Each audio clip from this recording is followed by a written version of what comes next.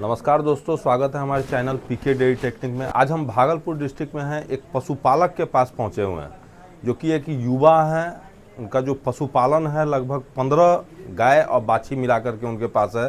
तो सारी जानकारी लेते हैं कि वो किस तरह पशुपालन कर रहे हैं और इसको क्यों अपना कैरियर बनाएं। तो आइए मिलवाते हैं और जानकारी लेते हैं। स्वागत है हमारे चैनल पे। आपको भी स्वागत है मेरे डेयरी फार्म पे। मेरा नाम अमन कुमार सिंह, घर कोरंडा, थाना साकुन, जिला भागलपुर, और हम कोरंडा का अस्थायी निवासी हैं और मेरा डेयरी फार्म यहीं पे चलता है। कितना पशु से आप शुरू किए थे? हम 2 पशु से शुरू किए थे सर। कितना दिन हो गया? समथिंग 2 साल हो गया। अच्छा, 2 साल से कर 2 रहे हैं। साल से कर रहे हैं। अभी टोटल कितनी गायें हो गई? मेरे पास अभी 8 गाय है और 6 बाछी है।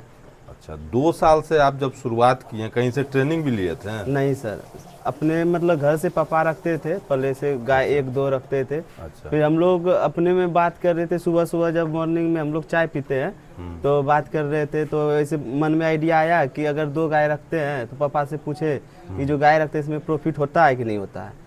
तो पापा बोले कि अगर प्रॉफिट नहीं आता तो ऐसे रखे हुए हैं। तो फिर हमको लगा कि नहीं, अगर प्रॉफिट होता तो 10 गाय रखते हैं हम लोग।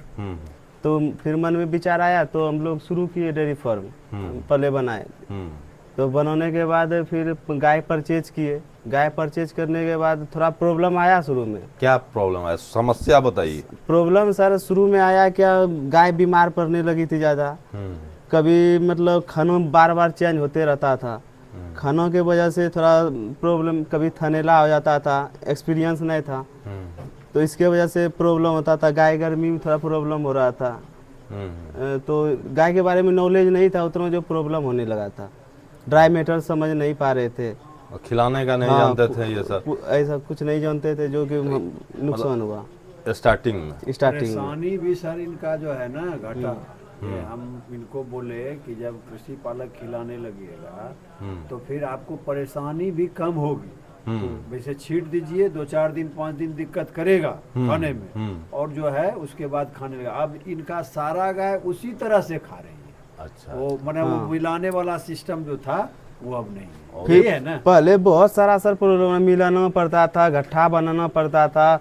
कभी मतलब कि अब घट्ठा बना, गेहूँ खरीदिए जाके घट्ठा पिसवाइए, फिर मकई खरीदिए, मकई पिसवाइए, फिर सरसों का खल्ली लाइए, फिर उसको बनाना पड़ता था। बहुत सारा प्रॉब्लम के साथ गुजरना पड़ता था। फिर अभी जो आपके पास गाय है, कितना लीटर क्षमता वाली गाय सब है? मेरे पास जो गाय है 25 लीटर 30 लीटर तक की गाय है। तो शुरुआत जब किए थे उस समय भी 25-30 लीटर की थी? नहीं, उस समय थी 17, 18, 15।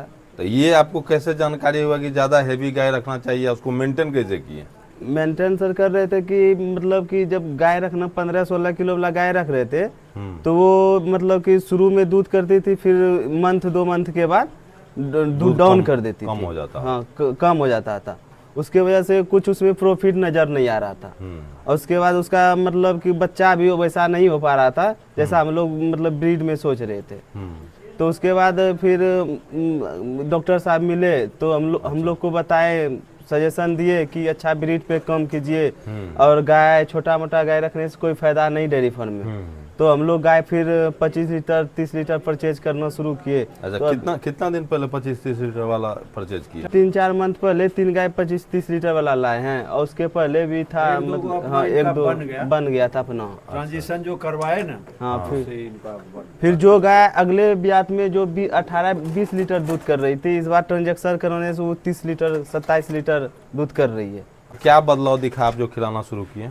गाय जब कृषि पालक का ट्रांजेक्शन शुरू किए तो बॉडी मेंटेन होना शुरू हो गया, बॉडी सही रहा। और जब मतलब कि जब वो मिल्किंग बाट रहता है जिसको थन बोलते हैं हम लोग, तो उसमें सुधार होना शुरू हुआ। और उसके बाद थनेला का भी प्रॉब्लम बहुत कम हो गया। हाँ, नहीं तो थनेला का सर प्रॉब्लम कम हुआ। और जब से ही कृषि पालक खिला रहे हैं, अब उतना इनको याद नहीं रहता है, तो हमको समझ में यही है कि डॉक्टर का आना घट गया, बहुत ज्यादा, बहुत ज्यादा सर। अगले बार तो एक दिन मतलब गैप करके डॉक्टर मेरे डेयरी फार्म पे आते रहता था। अच्छा, उसी में ज्यादा आपका नुकसान हो रहा था, मतलब दवा पे खर्च ज्यादा हो रहा था। और उस समय मतलब माइंड स्थिर नहीं रह पाता था। इस इलाका का कोई ऐसा डॉक्टर है ये नहीं कि जो मेरे द्वार पे नहीं आया। अच्छा, सबको बुलाते रहते मतलब सब मतलब संतुष्टि नहीं होता था। इतना सारा प्रॉब्लम से क्रिएट मतलब गुजर रहे थे उस समय।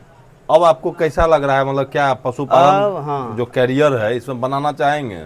जी सर, अभी तो हम लोग पशुपालन के इधर ही करियर बनाना चाह रहे हैं। ओ, मतलब 25-30 लीटर की गाय आपके पास हैं। जी सर। टोटल कितना दूध हो जा रहा है? टोटल दूध अभी 1 कुंटल सुबह, 1 कुंटल शाम में। 200 किलो। कितना गाय में? 8 गाय में। 8 गाय में 200 किलो। जी सर। अच्छा है। और दूध कहाँ सेल करते हैं? दूध अभी तो सर आईटीसी में जा रहा है दूध। दूध का क्या रेट आ रहा है?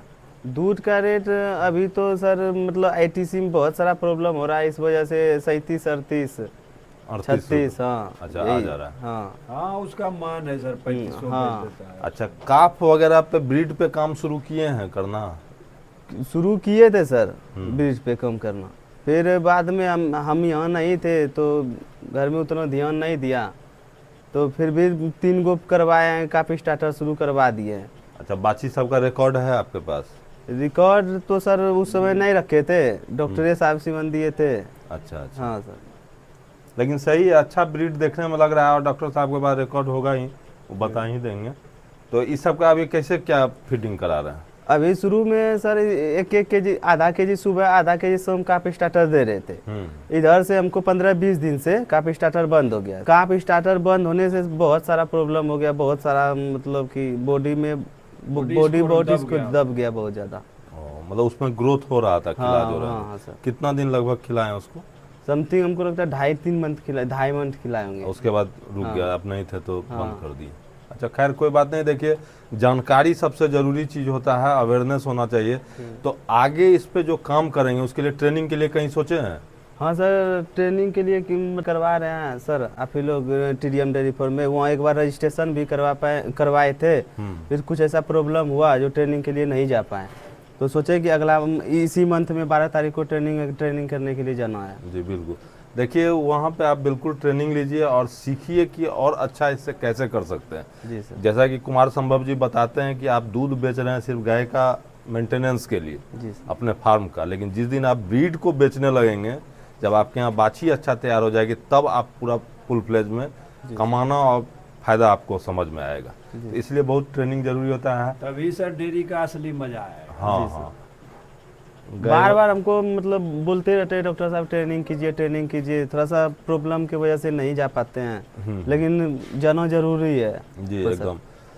तो दोस्तों, इस फार्म पे थोड़ा अंधेरा हो गया इसलिए हम पूरा कवर नहीं कर पाए, लेकिन नेक्स्ट टाइम हमारा कोशिश रहेगा कि इनका जो डेवलपमेंट है, जिस तरह ये चाह रहे हैं कि ट्रेनिंग लेकर के और अच्छा बेहतरीन तरीके से डेयरी फार्मिंग को करें, और साथ में डॉक्टर साहब का भी बहुत इनको सपोर्ट है कि बारीकी से जो चीज़ जानकारियाँ होती हैं इनको दिया जाता है, गाइड कर रहे हैं।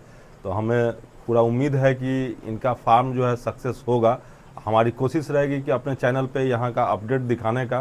तो बहुत बहुत धन्यवाद डॉक्टर साहब आपका भी, और अमन जी आपको भी। तो दोस्तों, ये वीडियो कैसा लगा कमेंट करके जरूर बताएं। अच्छा लगा हो तो लाइक कर दे, सब्सक्राइब कर दे, शेयर कर दे। हम फिर नेक्स्ट वीडियो मिलते हैं, तब तक के लिए धन्यवाद।